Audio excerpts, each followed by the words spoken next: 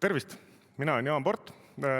Eelmise aasta lõpus võitsime loomeettevõtetele mõeldud digitaliseerimise meistriklassi, mida siis sai veetud järgneva aasta jooksul.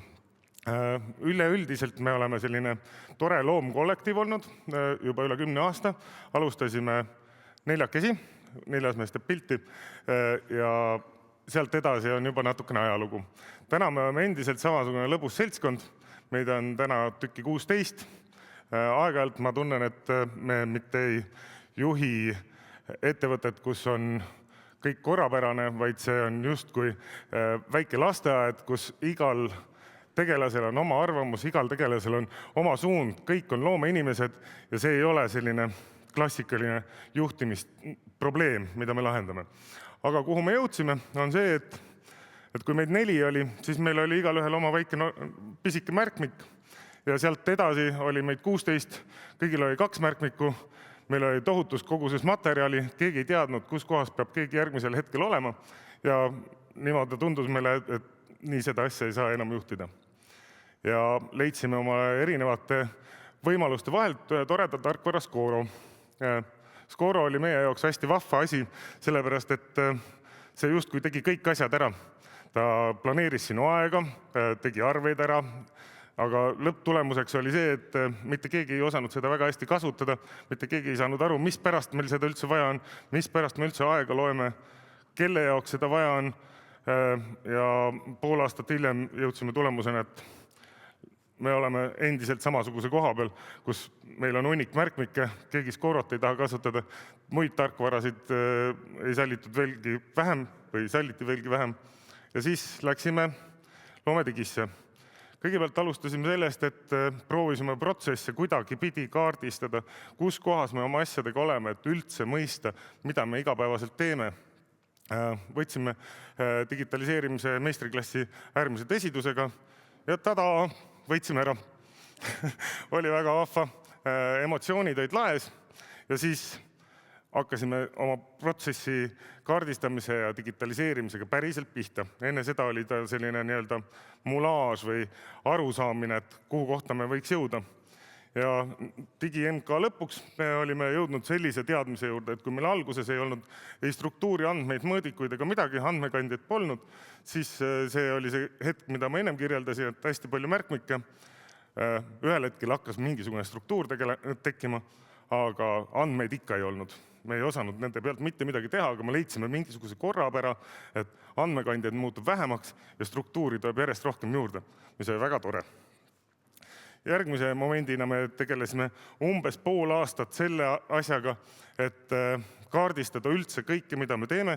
See on fragment võib-olla heal juhul, ma ei tea, 2-3% sellest, mida me kaardistasime, kuhu kohta jõuda, mis pärast tükeldada seda tööd ja oleme poole aasta taguses seisus täpselt sellise koha peal, kus meil jube suur kogus mõõdikuid, hästi struktureeritud, andmeid ikka veel natukene vähe, aga mingisugune asi tuleb jälle natukene selgemaks, kuhu kohta me hakkame nagu jõudma. Ja Scoro võtsime ka korralikult kasutusele. Scoro on meie jaoks nagu väga tore tööriist, aga see asi näeb hetkel niimoodi ja see on üks väike fragment sellest. Sellise asjaga on väga võimatu midagi nagu konkreetselt juhtida või kuhu kohta kuskile jõuda.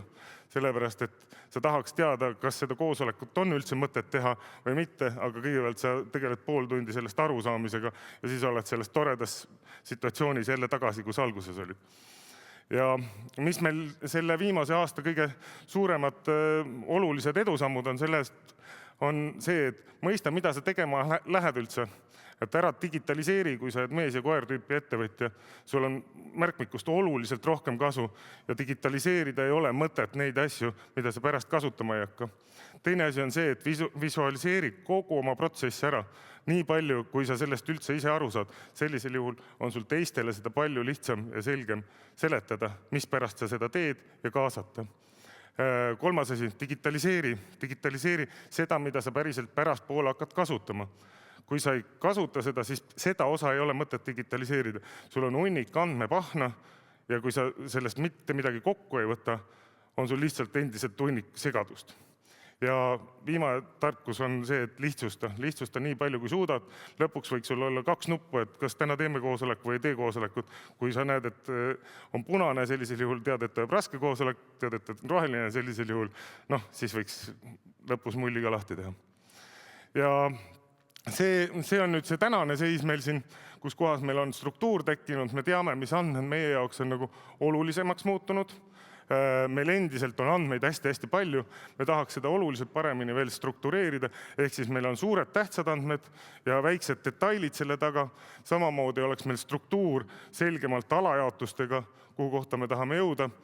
Andmekandjaid võiks olla 2 suure asemel, 1 suur ja pisike märkmik ikka selle juures, sellepärast et sketšima peab.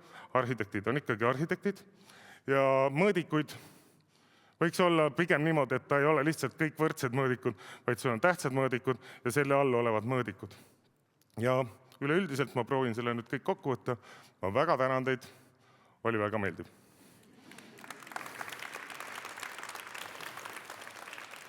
Jaa, päris hea kokkuvõte ja mulle tundub, et padjad on ka läinud kohevamaks kui selle esimese pildi peal. Padjad on kõvasti kohevamaks. On läinud nagu kasulikumaks. Kuule, aga lõppude lõpuks mulle tundub, et ju üks nendest väljakutsetest on just seesama, mida sa sedastasid lausega, et väike märkmik peab olema, sest arhitekt peaks sketše tegema. Et kõik see, mis te annate kliendile, see, mida klient näeb, see käib läbi Scoro või te kasutate ikkagi seal veel mingit teistsugust platvormi?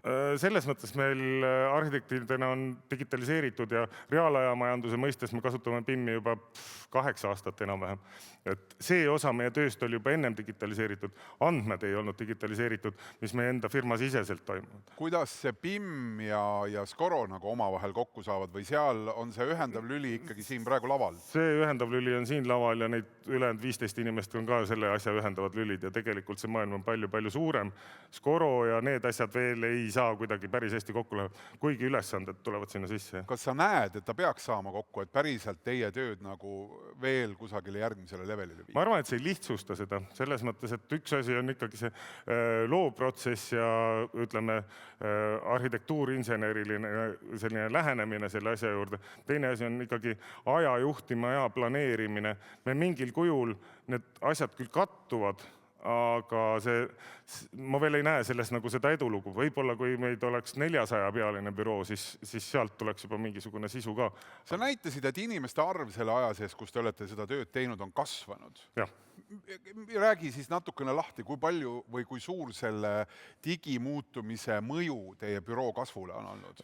Seda otseselt, võib-olla see, ütleme, digimuutuste jooksul meist ei ole 4-st saanud 16, meid oli enne seda võib-olla 12 ja nüüd on 16, meil on selline rahulik orgaaniline kasv olnud selle asja juures. Aga meil on tööülesanded oluliselt spetsiifilisemaks läinud. Me saame aru, et kõik me ei tee täpselt samasugust arhitekti tööd või keegi ei ole täpselt ainult sisearhitekt. Me saame tööjaotusi ja lõikusid ümber tõsta täpselt nii, nagu parasjagu protsess ette näeb.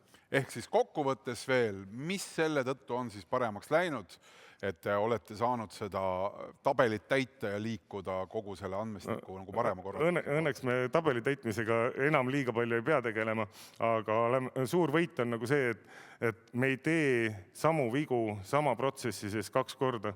Me teeme 1 korra täpsemalt ja siis võib-olla kalibreerime seda asja kogu aeg paremaks, aga me ei lähe protsessiga nii kaugele, et tulla jälle kuskilt algusest peale, et kuskil alguses oli viga. Seda ma enam ei tee. Kui keegi tuleb ja küsib, kas kasutada, siis sinu soovitus on? Ma küsin, et milleks sa tahad seda kasutada. Ja kindlasti kasuta sellisel juhul, kui sa leiad see hea vastuse. Jan, suur aitäh ettekande eest. Aitäh. Suur tänu.